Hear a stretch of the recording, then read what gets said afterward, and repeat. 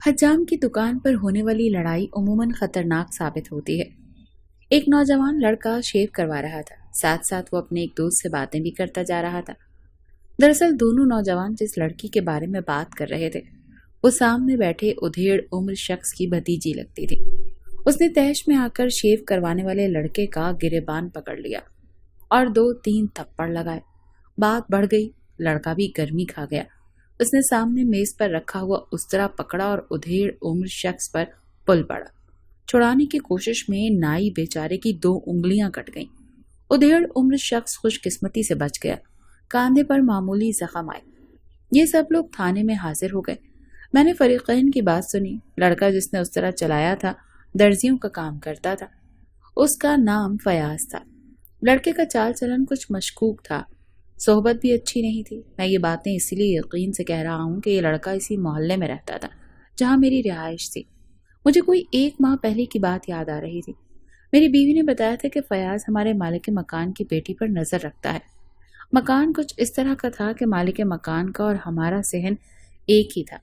مالک مکان کی 4 بیٹیاں تھیں۔ بڑی لڑکی فرزانہ کی عمر کوئی 15 سال رہی ہوگی، وہ 10ویں میں پڑھتی تھی۔ ادھیڑ عمر شخص جس کا نام جاوید تھا، اس نے بتایا کہ یہ لڑکا نائی کی دکان میں اس کی بھتیجی کے خلاف نازیبا کلمات ادا کر رہا تھا۔ منع کرنے پر اس نے استرا پکڑ لیا اور بے دریغ گھمانے لگا۔ جاوید جس بھتیجی کا ذکر کر رہا تھا وہ میرے مالک مکان کی ہی بیٹی تھی۔ اس دوران میرا مالک مکان بھی تھانے پہنچ گیا۔ اسے سب شیخ مناف کہتے تھے۔ میں نے علیحدہ کمرے میں اس سے اس جھگڑے کی بابت پوچھا تو اس نے بتایا کہ جاوید اس کا دور کا عزیز ہے اور یہیں قریب میں ہی رہتا ہے۔ اس نے جو کچھ کہا درست ہے۔ میں نے کہا آپ کا مطلب ہے کہ یہ لڑکا واقعی رضوانہ پر نظر رکھتا ہے؟ ہاں، شیخ مناف نے بے چینی سے کہا۔ میں ایک دفعہ سختی سے منع بھی کر چکا ہوں لیکن یہ باز ہی نہیں آیا۔ شیخ صاحب آپ بے فکر رہیں، اس لڑکے کے کس بل اب میں نکالوں گا۔ یہ تو محلہ چھوڑ کر جائے گا، یہ انسان کا بچہ بن جائے گا۔ میں نے شیخ مناف اور اس کے عزیز کو واپس بھیج دیا۔ میں نے فیاض کی طرف اشارہ کرتے ہوئے سب انسپیکٹر کو کہا کہ اس رانجھے کو ذرا الٹا لٹکا کر ایسی چھترول کرو کہ یہ بندے کا پتر بن جائے۔ ابھی 3-4 چیخیں ہی میرے کانوں تک پہنچی تھی کہ میں باہر آ گیا۔ تھوڑی ہی دیر کے بعد فیاض کے وارث بھی پہنچ گئے۔ وہ میری منتیں سماجتیں کرنے لگے۔ لڑکے نے معافی مانگ لی، فریقین میں صلح نامہ ہو گیا۔ یہ واقعہ 4تھے روز کا ہے۔ میں صبح کے وقت اٹھا اور میری بیوی گھبرائی ہوئی اندر داخل ہوئی۔ کچھ سنا آپ نے؟ درزیوں کا لڑکا فیاض مر گیا، اس کی لاش ملی ہے۔ کیا کہہ رہی ہو؟ میں نے حیرت سے کہا۔ اس دوران مدثر بھی اندر آ گیا۔ مدثر میری بیوی کا چھوٹا بھائی تھا، ان دنوں ہمارے پاس ہی رہتا تھا۔ اس نے بھی گھبرائے ہوئے انداز میں اس خبر کی تصدیق کی۔ فیاض کی لاش ایک چھوٹے سے کمرے میں پڑی تھی۔ یہ ایک الگ تھلگ کمرہ محلے کے منچلے لڑکوں کی اماج کا تھا۔ وہ اکثر رات گئے تک یہاں بیٹھے گپے ہانکتے اور تاش کھیلتے تھے۔ کونے میں ایک چارپائی پڑی ہوئی تھی، لاش اسی چارپائی پر تھی۔ میں نے احتیاط سے موقع کا معائنہ کیا۔ لاش اکڑ چکی تھی اور رنگ سیاہی مائل نیلا تھا۔ بظاہر ایسا لگ رہا تھا کہ فیاض کو زہر دیا گیا ہے۔ میں نے موقع پر موجود افراد سے پوچھ گچھ کی۔ معلوم ہوا کہ یہ کمرہ چودھری عبداللہ نامی ایک نوجوان کا ہے۔ وہ یہاں شہر میں ملازمت کرتا ہے۔ پچھلے 1 ہفتے سے وہ گاؤں گیا ہوا ہے۔ اس کی غیر موجودگی میں اس کے دوست اس کمرے میں محافل جماتے تھے۔ کمرے کی چابی فیاض کے پاس ہی ہوتی تھی۔ معلوم ہوا کہ کل رات بھی یہاں 4-5 لڑکے موجود تھے۔ تھوڑی ہی دیر بعد سب انسپیکٹر مقتول کے 3 دوست جبار، کاشف اور سکندر کو لے کر تھانے پہنچ گیا۔ یہ تینوں 20 سال سے کم عمر تھے۔ ایک پڑھتا تھا اور 2 کام کرتے تھے۔ دیکھو، میں تم سے علیحدہ سوال کروں گا، کوشش کرنا کہ جھوٹ نہ بولو۔ اگر تمہارے جوابات ایک دوسرے سے نہ ملے تو تینوں کو اندر کر دوں گا۔ ان میں سب سے چھوٹا بمشکل 16 سال کا رہا ہوگا۔ میں نے اسے اپنے کمرے میں چلنے کا اشارہ کیا۔ میں نے کہا فیاض کی موت سے قبل تم تینوں اس کے ساتھ موجود تھے؟ ظاہر ہے تم تینوں میں سے ہی کسی نے اسے زہر دیا ہے۔ لڑکے نے کہا تھانے دار صاحب، میرا اس قتل سے کوئی تعلق نہیں۔ میں کل 8:30 بجے قریب بیٹھک میں گیا تھا۔ جبار اور کاشف پہلے سے وہاں موجود تھے۔ میں نے کہا مجھے یہ بتاؤ کہ اس دوران تم سے کسی نے اسے کوئی چیز کھلائی؟ لڑکے نے نفی میں جواب دیا۔ میں نے اس سے کہا جو سوال اب پوچھ رہا ہوں اس کا جواب نہایت سوچ سمجھ کر دینا۔ مجھے یہ بتاؤ کہ رضوانہ والے چکر کا فیاض کے قتل سے کوئی تعلق ہو سکتا ہے؟ مجھے اس بارے میں زیادہ کچھ معلوم نہیں جناب، لیکن اس لڑکی کی وجہ سے بھی ہو سکتا ہے۔ آپ کو پتا تو ہے کہ اس لڑکی کے چچا سے فیاض کا کچھ روز پہلے جھگڑا ہوا تھا۔ میری اگلی گفتگو جبار سے ہوئی۔ فیاض کے ساتھ اس کی دوستی پرانی تھی۔ میں نے شکل و شباہت سے اندازہ لگایا کہ وہ ہوشیار اور گہرا لڑکا ہے۔ اس نے بھی کم و بیش وہی باتیں دہرائیں۔ اس نے مزید بتایا کہ رضوانہ کے بارے میں اس کی گفتگو کاشف سے ہوا کرتی تھی اور اس سے رضوانہ کو خط بھی لکھوایا کرتا تھا۔ جبار نے جو ایک نئی بات بتائی وہ یہ تھی کہ رضوانہ نے فیاض کو خطوط بھی لکھے تھے۔ میں نے اسے کئی طرح گھیرنے کی کوشش کی لیکن وہ میرے ڈھب پر نہیں آیا۔ میں نے اسے باہر بھیج کر کاشف کو اندر بلایا۔ یہ ایک دبلا پتلا نوجوان تھا، میٹرک پاس تھا اور اب ایف اے کی تیاری کر رہا تھا۔ اس نے تسلیم کیا کہ وہ فیاض کا رازداں تھا اور فیاض نے ایک دو بار اس سے رضوانہ کو خط بھی لکھوائے تھے۔ انسپکٹر صاحب، میں آپ کو ایک اہم بات بتانا چاہتا ہوں۔ میں ڈرتا ہوں کہ آپ اس بات پر یقین نہیں کریں گے اور ہو سکتا ہے کہ آپ کو مجھ پر غصہ آ جائے۔ میں نے تحکمانہ لہجے میں کہا، دیکھو لڑکے، جو کچھ معلوم ہے صاف صاف بتا دو۔ ہو سکتا ہے کہ تم بتانے جا رہے ہو مجھے پہلے ہی سے معلوم ہو۔ کاشف ڈرامائی لہجے میں بولا، انسپکٹر صاحب، کل رات مٹھو فیاض سے ملنے آیا تھا۔ یہ اطلاع میری سماعت کے لیے بم کے دھماکے سے کم نہیں تھی۔ جیسے کہ میں نے آپ کو پہلے بتایا کہ میری بیوی کا چھوٹا بھائی میرے گھر میں رہ رہا تھا۔ اس کا نام مدثر تھا لیکن سب اسے مٹھو کہتے تھے۔ اس نے مقامی کالج میں داخلہ لے رکھا تھا۔ کافی ہونہار لڑکا تھا، مجھے اس میں کبھی کوئی برائی نظر نہیں آئی۔ چند لمحے میں سکتے کے عالم میں بیٹھا رہا۔ میں نے کہا، کیا تم یہ کہنا چاہتے ہو کہ فیاض کے قتل میں مٹھو کا ہاتھ ہے؟ لیکن کیوں؟ وہ کیوں قتل کرنے لگا اسے؟ کاشف نے خوفزدہ نظروں سے میری طرف دیکھا اور جھجک کر بولا، انسپکٹر صاحب، وہ بھی رضوانہ سے محبت کرتا ہے۔ یہ میرے لیے دوسرا ذہنی جھٹکا تھا۔ دیکھو، اگر تمہارے یہ الزامات غلط ثابت ہوئے تو برا حشر کر دوں گا۔ میں نے اسے گریبان سے جھنجھوڑا۔ جناب، میں آپ کو ثبوت پیش کر سکتا ہوں۔ میرے پاس رضوانہ کے خطوط ہیں جو اس نے فیاض کو لکھے تھے اور جن میں مٹھو کا ذکر بھی ہے۔ جناب، یہ چکر کوئی 1 سال سے چل رہا ہے۔ پہلے مٹھو اور رضوانہ کا چکر شروع ہوا تھا۔ یہ دونوں کافی عرصے چپکے چپکے ایک دوسرے کو خط لکھتے رہے۔ پھر فیاض بھی رضوانہ سے دل لگا بیٹھا۔ دونوں جانتے تھے کہ وہ ایک ہی لڑکی سے محبت کر رہے ہیں اور وہ ان دونوں کو دھوکہ دے رہی ہے۔ اس کے باوجود دونوں مجبور تھے۔ جہاں تک رضوانہ کا تعلق ہے، وہ دونوں کی محبت کا جواب محبت سے ہی دے رہی تھی لیکن ملتی کسی سے بھی نہیں تھی۔ جہاں تک میں جانتا ہوں، مٹھو کو یہ بات بالکل پسند نہیں تھی کہ رضوانہ اس کے ساتھ ساتھ فیاض سے بھی تعلق رکھے۔ کل رات بھی مٹھو فیاض سے ملنے آ رہا تھا۔ فیاض نے مجھے بتایا تھا کہ وہ کوئی اہم بات کرنا چاہتا ہے۔ میں نے کہا، تمہارے خیال میں وہ کیا بات ہو سکتی ہے جو مٹھو ان سے کرنا چاہتا ہے؟ کاشف نے تھوڑی دیر توقف کیا اور پھر بولا، جناب، پچھلے دنوں مجھے فیاض نے بتایا تھا کہ اب فیصلہ ہونے والا ہے۔ اگلے ہفتے رضوانہ ہم دونوں میں سے کسی ایک کو گھر سے باہر ملے گی۔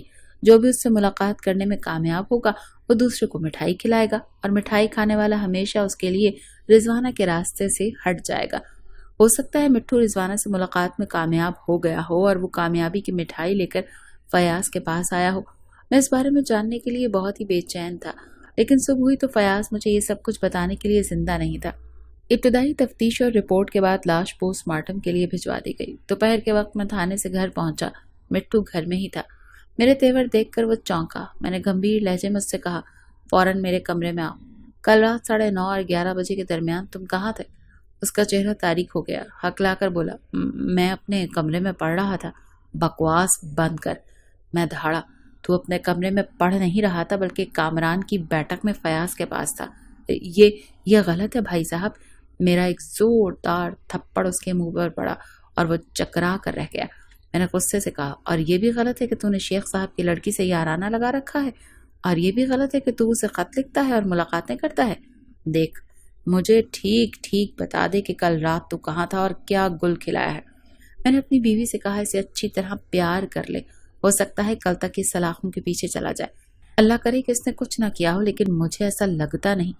میں یہ کہتا وہ تیز قدموں سے باہر نکل گیا۔ تھانے پہنچ کر میں نے اپنا کمرہ بند کیا اور نہایت پریشانی کے عالم میں سوچ بچار کرنے لگا۔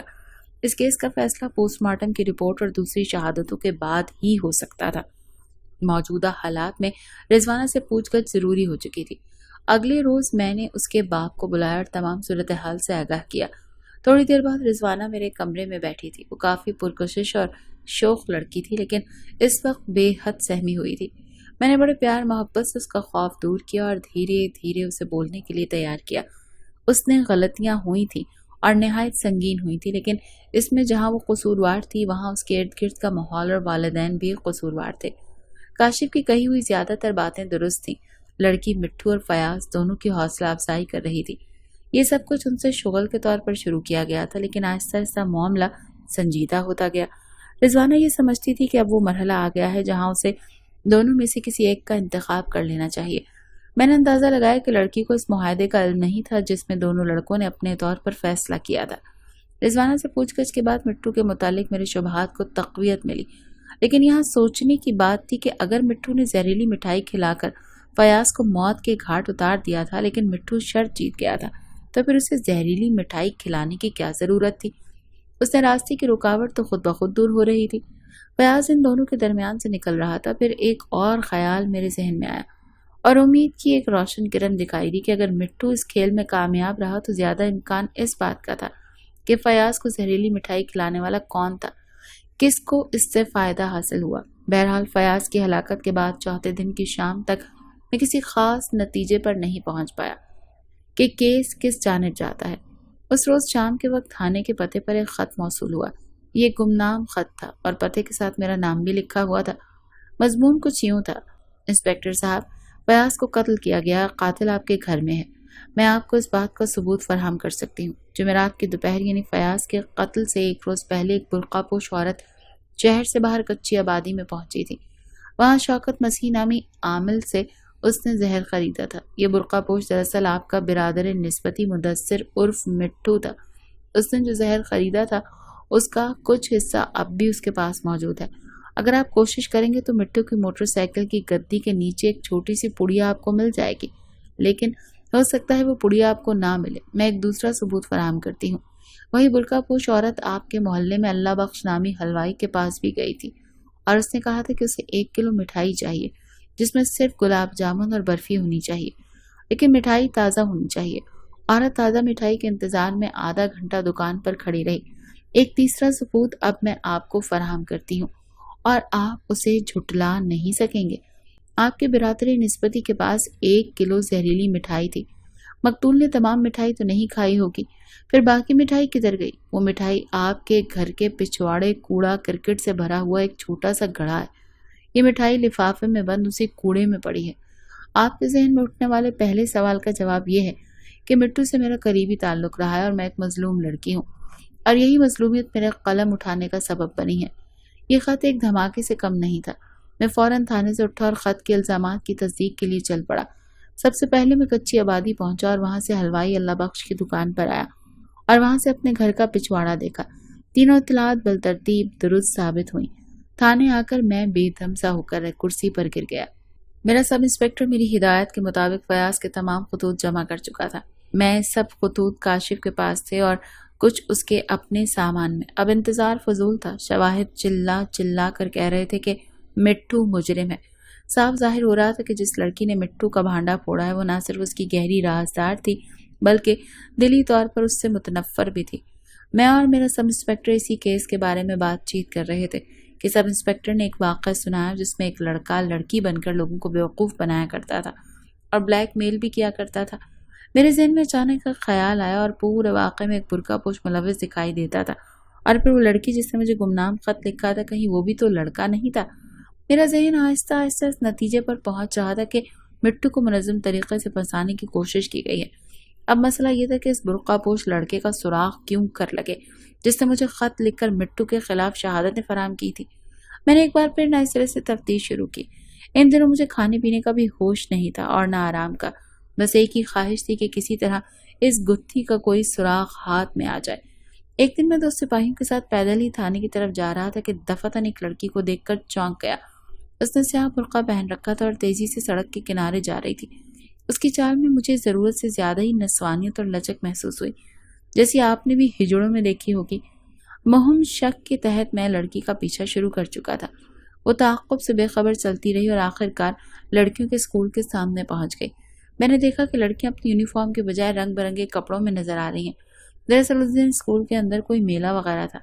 لڑکی تیزی سے چلتی ہوئی اندر داخل ہوئی۔ چوکیدار مجھے دیکھ کر کھڑا ہو گیا۔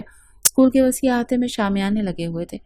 لڑکیاں، عورتیں، بچے اور بچیاں کثیر تعداد میں دکھائی دے رہے تھے۔ میں نے مطلوبہ لڑکی کو دیکھنے کی کوشش کی لیکن وہ ہجوم میں گم ہو چکی تھی۔ اتنے میں اسکول کی ہیڈ مسٹریس بھی دروازے پر آ گئی۔ میں نے اس پر اپنا شک ظاہر کرتے ہوئے کہا کہ ان لڑکیوں میں کوئی برقع پوش مرد گھس گیا ہے۔ ہیڈ مسٹریس نے تمام لڑکیوں کو حکم دیا کہ ایک جگہ اکٹھی ہو جائیں۔ اچانک میری نظر ایک شامیانے کی طرف اٹھ گئی۔ ایک اسٹال کے عقب میں سیاہ برقعے کی جھلک دکھائی دی۔ میں نے انگلی سے اس طرف اشارہ کر کے ایک انتہائی استانی کو اطلاع دی۔ میری انگلی اٹھنے کی دیر تھی کہ اسٹال کے عقب سے ایک برقع پوش برآمد ہوا۔ اس نے چھلانگ لگا کر کاؤنٹر پار کیا اور تیزی سے مخالف سمت بھاگا۔ میں پوری رفتار سے اس کے تعاقب میں تھا۔ میں اس کا ارادہ سمجھ گیا تھا۔ وہ بیرونی دروازے سے نکل جانا چاہتا تھا۔ میرے ہاتھ اس کی کمر پر پڑے اور وہ میرے بوجھ تلے دور تک گھسٹتا چلا گیا۔ اب صورتحال یہ تھی کہ وہ بنی سنوری برقع پوش جعلی حسینہ چاروں شانے چت زمین پر پڑی تھی۔ اسکول میں گرفتار ہونے والا ملزم کوئی اور نہیں، کاشف تھا۔ وہ کاشف جو فیاض کا رازدار تھا، جس سے فیاض رضوانہ کو خط لکھواتا تھا۔ اپنی تفتیش کے دوران مجھے سب سے کم شک اسی لڑکے پر پڑا تھا، لیکن آخر میں وہی اصل مجرم نکلا۔ اس وقت وہ میرے سامنے بیٹھا تھا اور اس کے چہرے پر چوٹوں کے نشانات تھے۔ ابھی تک اس نے اقبال جرم نہیں کیا تھا۔ وہ اس بات پر مصر تھا کہ فیاض کو مٹھو نے قتل کیا ہے۔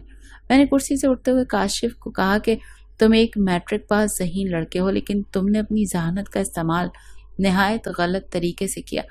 کاشف، تم دراصل رضوانہ کے تیسرے عاشق ہو۔ فیاض کے خط لکھتے لکھتے تم خود بھی رضوانہ کے عشق میں گرفتار ہو چکے تھے۔ تم دل ہی دل میں رضوانہ کو حاصل کرنے کے منصوبے بنایا کرتے تھے۔ آخر قدرت نے تمہیں ایک سنہری موقع دیا۔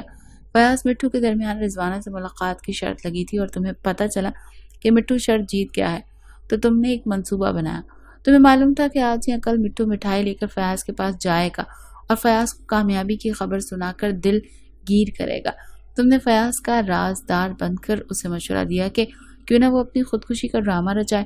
تم نے اسے کہا کہ میں تمہیں ایک ہلکا سا زہر گلا دیتا ہوں، تم تھوڑی مقدار میں کھا لینا، تمہارے گھر والوں کو اطلاع دوں گا، تمہاری خودکشی کا ڈرامہ بھی کامیاب رہے گا اور تمہیں نقصان بھی نہیں پہنچے گا۔ رضوانہ کو جب تمہاری محبت کی شدت کا علم ہوگا تو وہ تمہاری طرف مائل ہو جائے گی۔ تم نے اچھی طرح سے سوچی سمجھی اسکیم کے تحت اپنی بہن کے سیاہ برقعے میں کچی بستی کا رخ کیا، وہاں سے زہر خریدا، پھر حلوائی اللہ بخش کے ساتھ مٹھائی خریدی اور ان میں زہر ملایا۔ تم نے فیاض کو وہ زہریلی مٹھائی دی۔ فیاض پر غشی طاری ہونے لگی تو اس نے تمہاری منتیں کی کہ کسی کو بلواؤ۔ تم بیٹھک سے نکل آئے اور باہر سے کنڈی چڑھا دی۔ فیاض اندر ہی تڑپ تڑپ کر مر گیا۔ جب تمہیں یقین ہو گیا کہ فیاض مر چکا ہے تو وہاں سے تم نے زہریلی مٹھائی اٹھائی اور اس کے ساتھ ساتھ مٹھو کی لائی ہوئی مٹھائی بھی اٹھا لی۔ مٹھو کی لائی ہوئی مٹھائی تم اپنے گھر لے گئے، جبکہ زہریلی مٹھائی تم نے میرے گھر کے پچھواڑے پھینک دی، اور اگلے دن تم نے لکھائی بدل کر مجھے خط لکھا۔ اس طرح تم نے ایک تیر سے دو شکار کیے۔